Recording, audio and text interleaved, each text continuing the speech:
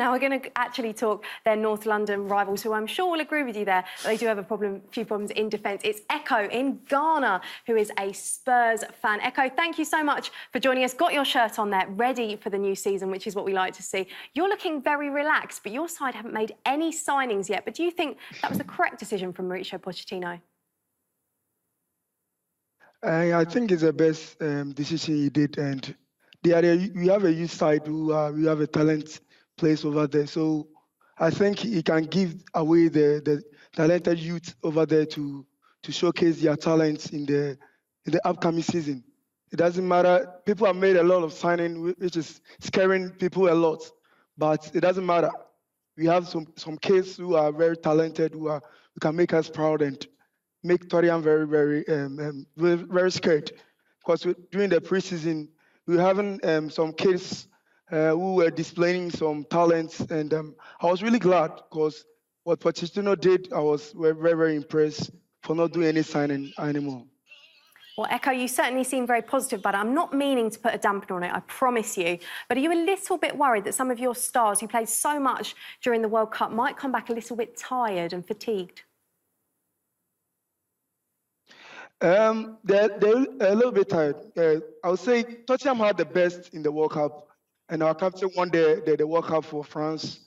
Harry Kane being the winning the Golden Boots, but unfortunately the Golden Gloves should have gone for Hugo Lloris because of the error he did at the finals. But I wasn't discouraged. He's still the best keeper in the world, no doubt about it. But there are a lot of fatigue that they'll be facing, but it doesn't matter. That will prove them so desperate and so eager to win the league for us, and then a lot of more things to do. George, looking at the way things have panned out this window at Spurs, how do you think these negotiations between Mauricio Pochettino and his chairman, Daniel Levy, have gone? Is this a case of Daniel Levy just being a very astute chairman and saying, no, I don't think you need to? Has Mauricio Pochettino been asking for players, do you think? Well, every manager will be asking for players, even if he has good players. But I think in Tottenham Hotspur's case, the way and the philosophy of how they've set up the club is fantastic to start with. And they are only looking for good young players who are very talented, and they can see in the player value that will grow a lot more than what he is when they get it. And that's really difficult to find. So the way they scout is not looking at the international stage at Barcelona, AC Milan, Juventus to say we want the next, we want the next top number 10. They look at maybe players who are now not well known, and that's very difficult to find.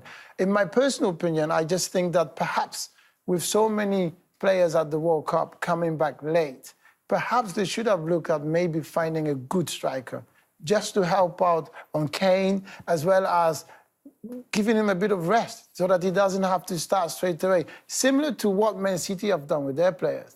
Some of the players haven't even future yet, but I think Tottenham will be forced to play the World Cup players a bit sooner than they probably would have liked to.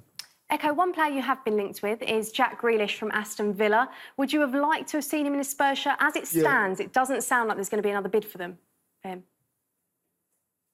I wish I would like him to be in Tottenham jersey and play in Champions League as well, because it will be a competition at the forward, and the players will not be really relaxed. They are the most players that mostly play in the first 11. But when Jack is being in Tottenham, it will improve the performance at first that we were having. Because when for instance, last season, when we say maybe Eriksen has been injured, you will feel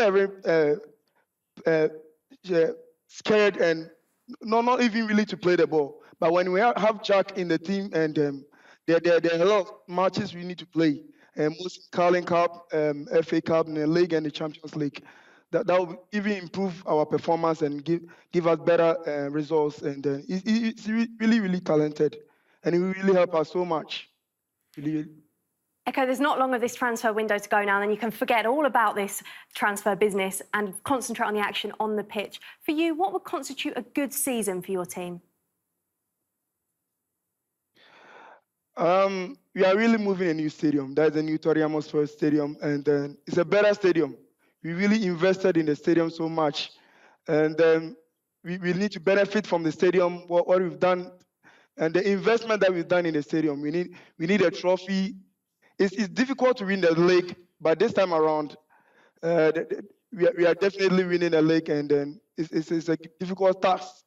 People are really making a big investments, buying a lot of expensive keepers, expensive players, but it's not really scaring us. The important is the unity and the capable of playing the Premier League, and Ekow. and the accuracy of scoring winning. Ekow, last question for you. Can you tell us what you think the scoreline will be? Newcastle, Tottenham Hotspur. It's our first game. First games, Hurricane doesn't score in August, but this time around, they're winning by 2-0. Okay. There's confidence. Thank you, Ekow. It was nice to have so much positivity despite no transfers. We'll see what happens in the last couple of hours. Thank you for joining us.